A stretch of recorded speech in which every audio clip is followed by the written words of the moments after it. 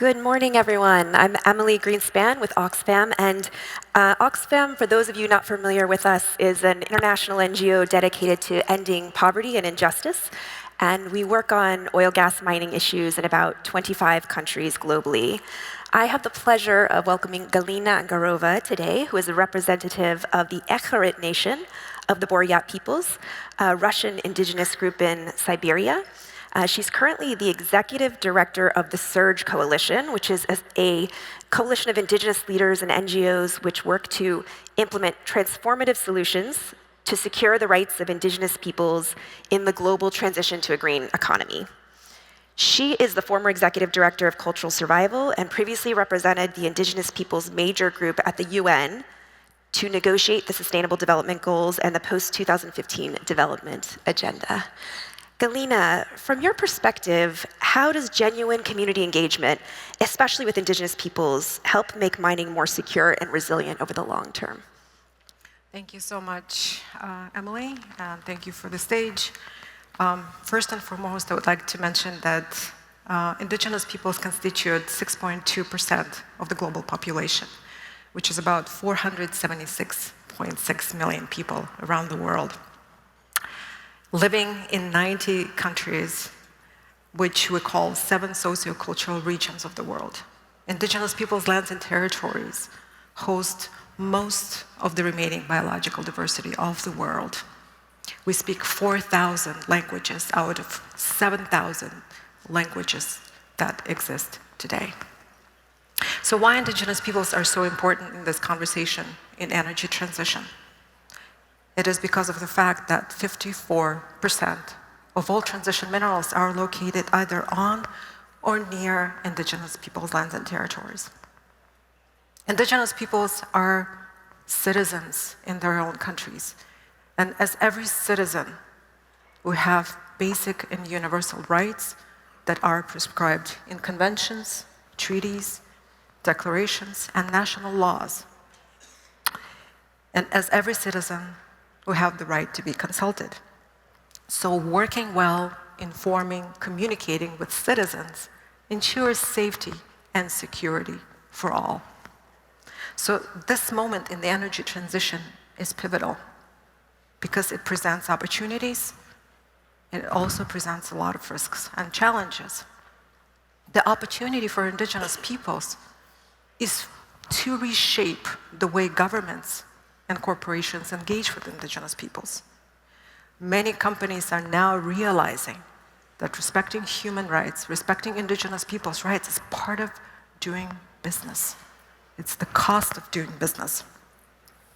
And why is that? Yesterday it was mentioned that opposition and conflict can cost a lot of money every step of the way. It is estimated that conflict, litigation, delays can cost up to $2 million a day. So waiving human rights, waiving indigenous people's rights increases fear, it increases distrust among communities, but it also increases distrust and fear in the entire business ecosystem that is close to the mine. Just very quick numbers. Wharton School of Business and Copenhagen School of Business have estimated that there's 6.7 additional conflicts in the areas where indigenous peoples' lands and territories overlap with foreign direct investment the following year. Business and Human Rights Resource Center reported 630 allegations against mining companies in the transitional mineral sector in the last decade. And then there is another organization, Global Witness, that reports every year on the deaths of human rights defenders, and every year it becomes the deadliest. And unfortunately, the mining sector rises to the top as the reason and perpetrator for those deaths. So back to you. Thank you, great points. And I'd also like to add from Oxfam's experience, we really have seen that effective community engagement reduces the risk of litigation, which can result in costly project delays. One example is a project we're working on in Guatemala right now called the Escobal mine. It's been stopped since 2017 due to a court decision which found that the government had failed to consult the Xinca indigenous peoples prior to project implementation. And I'd also note that Chinese companies are not exempt to that risk of litigation. And one example is the Chinese-funded Rio Blanco project in Ecuador, similarly suspended in 2018 by the courts, also as a result of failure to consult indigenous peoples and environmental concerns. So we're seeing this increasingly as a disruptor. And I'd like to ask you a follow-up question, Galina. At the same time, we know there are companies that want to do better. And we are still operating in a system where we sometimes see a race to the bottom on cost. How does that economic pressure undermine responsible practices around community engagement, and how can we better support responsible actors? I totally understand that business operates under significant economic pressure, and a lot of companies have this very short-term mindset. They think that you can save money, but by not engaging with communities in the short term and do not appropriate due diligence before the project. But in the long run, it really costs a lot more because of the associated risks.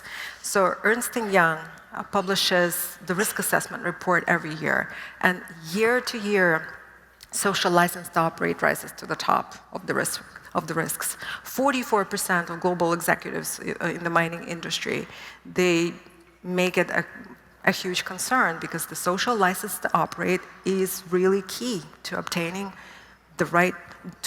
obtaining free, prior, informed consent, which is the collective right of indigenous peoples. What does it mean? Free of coercion and manipulation.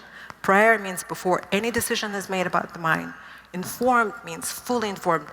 Investor reports, results of social environmental impact assessment reviews, and so on. And when you arrive to consent, indigenous peoples have the right to say yes or no, whether to give, grant consent, or withhold consent based on the previous process, how fully informed they were, whether you had a really good and transparent process. And I do believe that we have to have a level playing field for businesses, and responsible businesses should have and will have a competitive edge because they're engaging with communities, because they're respecting their right to free, prior, informed consent. And we have those examples. Those examples were presented yesterday. Completely agree. And really, responsible companies are going to be looking to adopt the strongest possible social and environmental standards. We heard yesterday from the Initiative for Responsible Mining Assurance, and that's a voluntary standard that Oxfam really sees as a gold standard in the mining sector. And I've also seen examples where good practice pays off for companies that make this investment and end up having much more stable projects in the long term.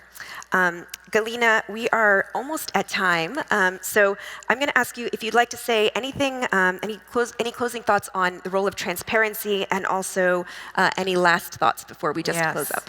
Yes, we don't have much time, but there are keys to unlock transparency. Trust, building trust with communities, building trust with your own citizens, with investors, that the investment is going in the right places, that the companies are investing into achieving the sustainable development goals. They're supporting and contributing to local economies. And the second, building the traceability systems, knowing that those elements in your cell phones, in your laptops, are coming from mines free from child labor, free from slavery, free from conflicts, free from places where mining is responsible for murdered indigenous women and missing indigenous women.